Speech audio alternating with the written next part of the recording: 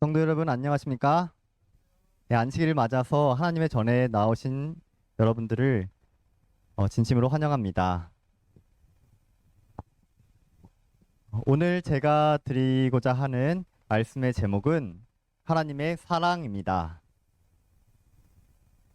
여러분이 사랑하면 성경에 어느 장이 가장 먼저 떠오르십니까?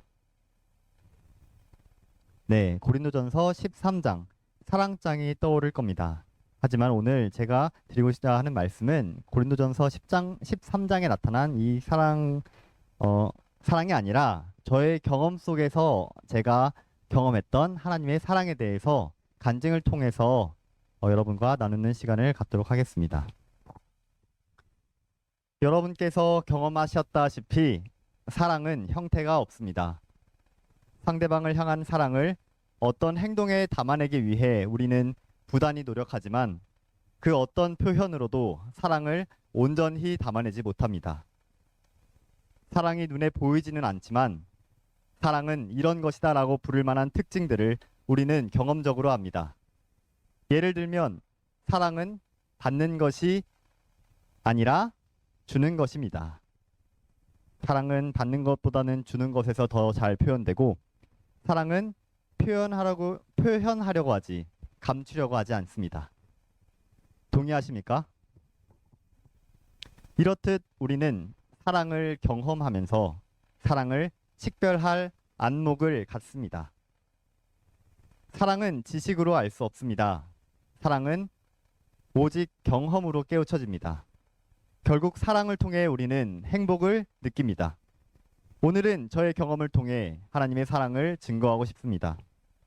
오늘의 본문 말씀은 요한일서 4장 7절로 8절입니다. 함께 봉독하도록 하겠습니다. 요한일서 4장 7절로 8절 말씀입니다.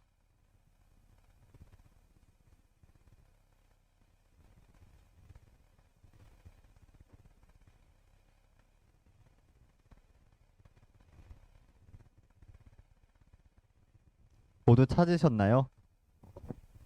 네. 다 같이 읽도록 하겠습니다. 사랑하는 시작. 사랑하는 자들아, 우리가 서로 사랑하자. 사랑은 하나님께 속한 것이니 사랑하는 자마다 하나님으로부터 나서 하나님을 알고 사랑하지 아니하는 자는 하나님을 알지 못하나니 이는 하나님은 사랑이심이라. 요한일서 4장 7절로 8절 말씀입니다. 사랑에는 일정한 패턴이 있습니다. 제가 나름대로 고민을 해서 이 패턴을 나눠봤는데 동감하실 분도 계시고 동감하지 아니할 분도 계실 것 같습니다만 여러분 앞에 소개해드리려고 합니다. 사랑은 첫 번째 고백으로 나타납니다. 사랑하는 마음이 생기면 사랑한다고 고백을 합니다. 맞습니까? 두 번째는 교제입니다. 여러 가지 방법으로 그 사랑을 표현합니다. 세 번째는 의심입니다. 그 표현 방법이 마음에 들지 않았을 때 그 사랑을 의심하게 됩니다. 네 번째는 희생입니다. 진정한 사랑은 이기적인 동기가 없기 때문에 사랑은 희생으로 나타날 수밖에 없습니다. 마지막으로 다섯 번째는 하나됨입니다. 사랑은 서로 하나 되게 합니다. 사랑은 하나이기 때문입니다. 하나님께서 나를 사랑하고 계신지 여러분 앞에 증거하는 시간이 되었으면 좋겠습니다. 먼저 고백입니다. 하나님께서는 저에게 직접 사랑한다고 말씀하지 않으셨습니다. 저에게는 하나님의 음성을 들을 귀가 열려 있지 않고 하나님을 바라볼 수 있는 눈이 열려 있지 않았기 때문에 하나님께서는 저의 주변 사람들을 통해서 당신의 사랑을 가르쳐 주셨습니다. 저는 1999년 12월 17일 경기도 포천시 영분면 운천이라는 작은 마을에서 태어났습니다. 저의 가족은 11식구였는데 증조할머니, 할아버지, 할머니, 어머니, 아버지, 형, 여동생 그리고 옆집에는 작은 아버지와 작은 어머니 그리고 사촌 누나와 사촌 남동생이 살았습니다. 아침 7시 30분부터 8시쯤 가족 예배를 드리면서 하루를 시작했고 하나님께서는 저에게 이렇게 신실한 가정에서 어린 시절을 보내게 하셨습니다. 어머니는 개구쟁이였던 저를 많이 혼내셨습니다. 사고를 칠 때마다 회초리질을 하셨습니다. 하지만 어머니가 믿지 않았던 이유는 회초리는 서로 약속한 것이었고 제가 약속을 어긴 것이었기 때문입니다. 어머니가 제게 회초리질을 하신 후엔 울고 있는 저를 끌어안으시고 함께 우셨던 기억이 납니다. 예배의 소장이셨던 할아버지는 엄하고 강하셨습니다. 할아버지가 주무실 때 종아리에서 총자국을 몰래 봤는데 6.25 전쟁 때 생긴 거라고 누군가 가르쳐 주셨습니다. 제가 할아버지를 좋아했던 이유는 비록 무섭지만 가끔씩 오토바이를 태워다 주셨고 용돈으로 500원을 주셨기 때문입니다. 500원이면은 그 당시에는 뭐든지 할 수 있는 돈이었습니다. 용돈을 받는 날이면 하루가 행복했습니다. 근데 1999년에 여름쯤 할아버지와 어머니는 교통사고로 돌아가셨습니다. 사고가 난 곳을 떠나 서울로 상경한 저희 가족들은 열심히 일했습니다. 아버지는 안식일 이외의 시간에는 쉬지 않고 일하셨습니다. 할머니도 제 동생이 유치원에 들어갈 때쯤부터는 비닐하우스 일을 시작하셨습니다. 서울에서 사는 동안 저는 가족들의 간섭 없이 시간을 보냈습니다. 컴퓨터가 보급되던 시절이라 많은 시간을 컴퓨터 게임을 하면서 보냈습니다. 친구들과 만나면 축구를 하거나 돈이 생기면 PC방에 갔습니다. 방학 때가 되면 학교에 가지 않아서 하루 종일 형과 돌아가며 컴퓨터 게임을 했던 기억이 납니다. 시간이 지날수록 하나님에 대하여는 점점 잊혀져 갔습니다. 형은 공부를 잘했습니다. 심화반이었던 형은 공부에 집중하기 위해 기숙사에 들어갔습니다. 그때쯤 제 성격은 조용하고 대화를 못하는 소심하고 자신감 없는 아이였습니다. 친구들은 제가 늘 착하다고 하는데 착하다기보다는 아무 생각이 없는 상태였습니다. 제 마음에 어떤 감동이나 동기가 있지 않았습니다. 인생의 목표나 목적 또한 없었습니다. 꿈이 없는 저의 마음은 텅텅 비어있는 상태였습니다. 제가 고등학생이 되자 형이 기숙사에 들어오라고 제안했습니다. 저는 형이 이끄는 대로 기숙사에 들어갔습니다. 저는 형이 좋았습니다. 왜냐하면 형은 저에게 먼저 제안을 해주고 제가 필요할 때면 자기 것을 양보해주기 때문입니다. 전 형이 하고 있는 동아리에 가입했고 형이 하는 봉사활동도 따라갔습니다. 그리고 형의 제안으로 함께 성경 공부 모임에도 나갔습니다. 고등학교 시절 수많은 일들이 있었지만 제가 가장 좋아했던 것은 성경 공부였습니다. 하나님께서 나를 사랑하셔서 예수님을 통해 사람들을 구원하신 이야기를 배울 때 제 마음은 뜨거워졌습니다. 저는 그 시절 하나님께 사랑의 고백을 받았습니다. 하나님께서 저를 사랑하시는 두 번째 단계는 교제입니다. 하나님에 대해 알게 된 저는 하나님에 관한 지식을 쌓았습니다. 매일 아침 기도로 시작하여 성경과 예언의 신을 1시간에서 2시간 정도 읽었고 학교가 마친 후에는 시간이 날 때마다 성경을 계속 읽었습니다. 수업 중 쉬는 시간에도 읽었습니다. 봉사활동을 다니면서 독거노인분들, 노숙자분들, 장애인분들의 삶을 보면서 세상에 다양한 사람들이 있다는 것을 알게 되었습니다. 그리고 하나님의 원칙에 대해 배웠습니다. 말씀을 읽으면서 말씀과 현실에 대한 괴리로 인해 고민의 시절이 있었습니다.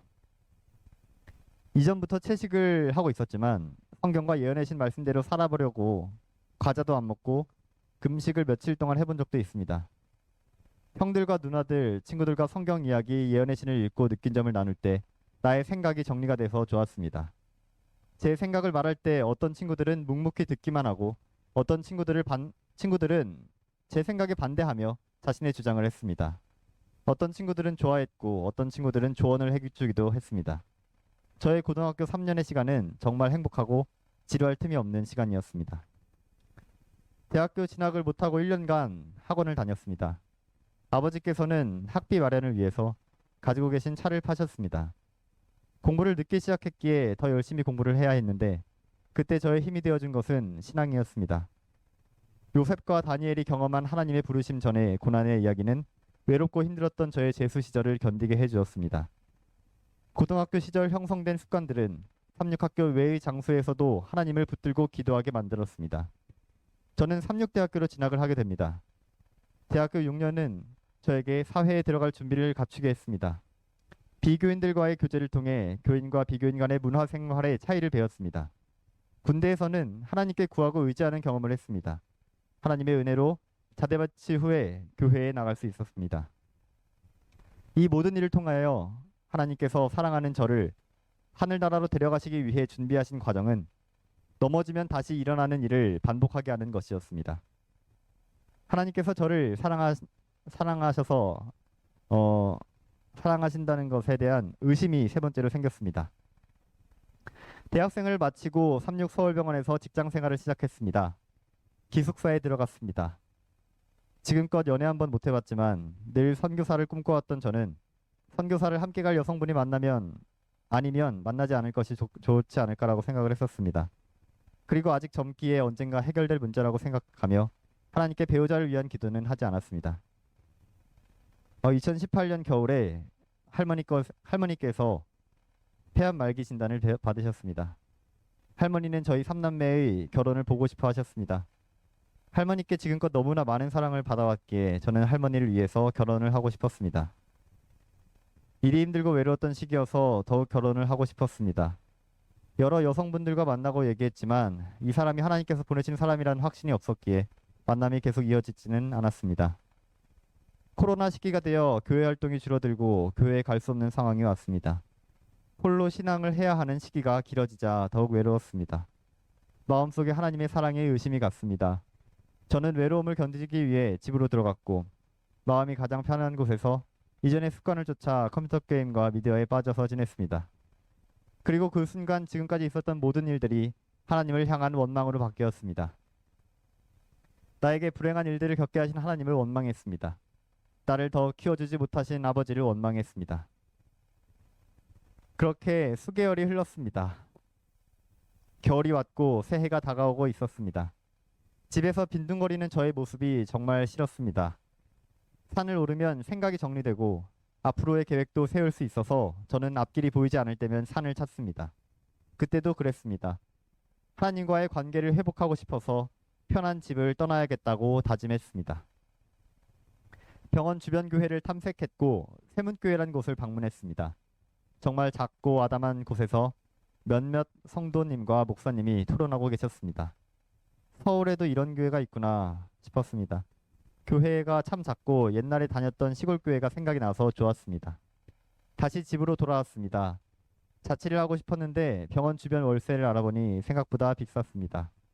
그리고 다니고 있던 교회를 갑자기 안 가는 것도 모양새가 맞지 않았기에 어찌해야 할지 고민 중에 있었습니다. 또 산에 올라 마음속으로 어찌해야 할지 생각하고 있을 때 최문규 장로님께서 세문교회로 초청을 해주셨습니다.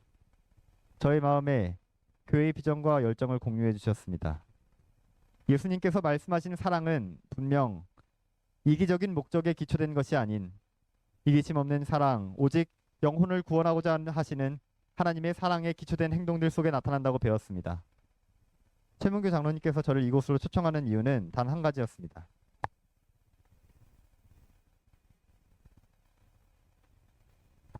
적절한 타이밍에 끌어주셨습니다. 숨을 좀 고를 시간을 주셨네요. 최문규 장로님께서 저를 이곳으로 초청한 이유는 제가 이 교회에 저의 도움이 필요하다란 말뿐이었습니다. 장로님께서는 저에게 저의 희생을 제안하셨습니다. 전 그것이 제가 배운 하나님의 사랑의 정신과 일치한다고 생각했던 것 같습니다. 저의 시간을 드려야 했고 저의 정성과 저의 모든 것을 바칠 수 있는 곳이라고 생각을 했던 것 같습니다. 하나님께서 날 사랑하셔서 예수님을 보내셨고 예수님께서 날 위해 십자가에서 죽으셨습니다. 하나님께서 나에게 베푸신 사랑이 생각났습니다. 그런 하나님께 보탬이 되고 싶었습니다. 그리고 이 하나님의 부르심을 통해 그분께서 지금도 나를 잊지 않고 계시다는 것을 알았습니다. 지금도 나를 사랑하고 계신다는 것을 이 부르심을 통해 알았습니다. 마지막으로 하나됨입니다. 그 후로 저는 저를 용서하시고 받아주신다는 확신을 하나님께서 저를 용서하시고 받아주신다는 확신을 받았으며 다시금 영혼을 구원하며 살리는 하나님의 사업에 참여하고 싶었습니다. 그리고 지금도 참여하고 있습니다. 비록 많은 것을 할 수는 없지만 이 일을 함에 있어서 주저함이 없습니다.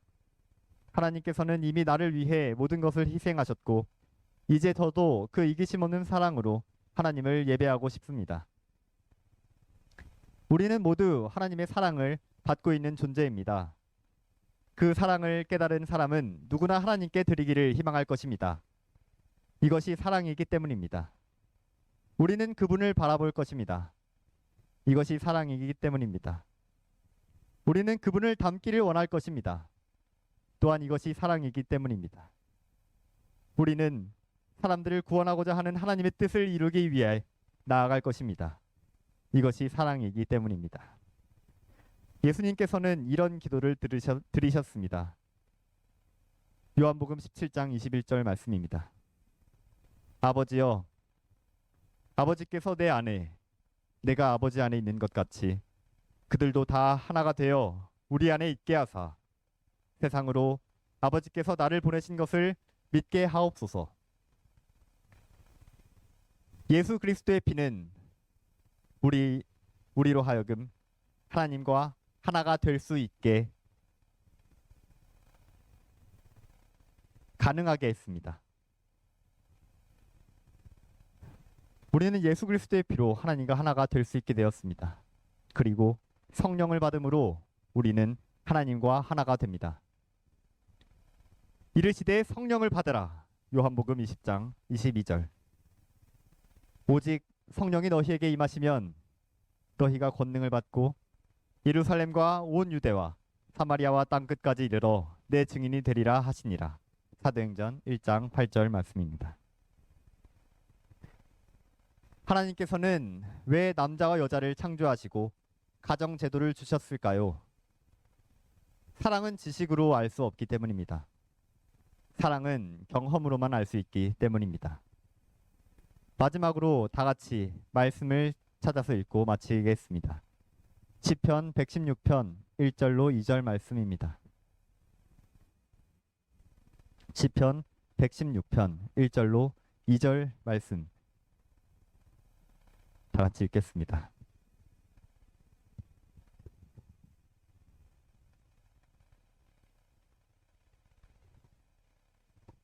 찾으셨으면 읽겠습니다. 여호와께서 시작. 여호와께서 내 음성과 내 간구를 들으심으로 내가 그를 사랑하는도다. 그의 귀를 내게 기울이셨으므로 내가 평생에 기도하리로다. 아멘. 이 안식일 하나님께서 내 음성과 내 간구를 들으셨다는 다윗의 고백이 저와 여러분의 고백이 되길 바라며 말씀 마치겠습니다.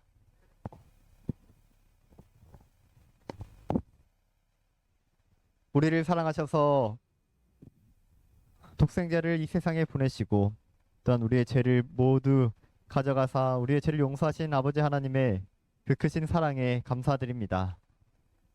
아버지의 사랑을 느끼는 저희가 어찌 선교하지 않을 수 있으며 하늘의 백성으로 거듭난 저희가 어찌 이 땅의 것을 사모할 수 있겠습니까? 아버지여, 저희에게 성령을 부어주시사 주의 도구 되게 하여 주시옵시며 아버지와 하나 되게 하여 주시옵소서. 사랑이신 예수 그리스도의 이름으로 기도드립니다. 아멘.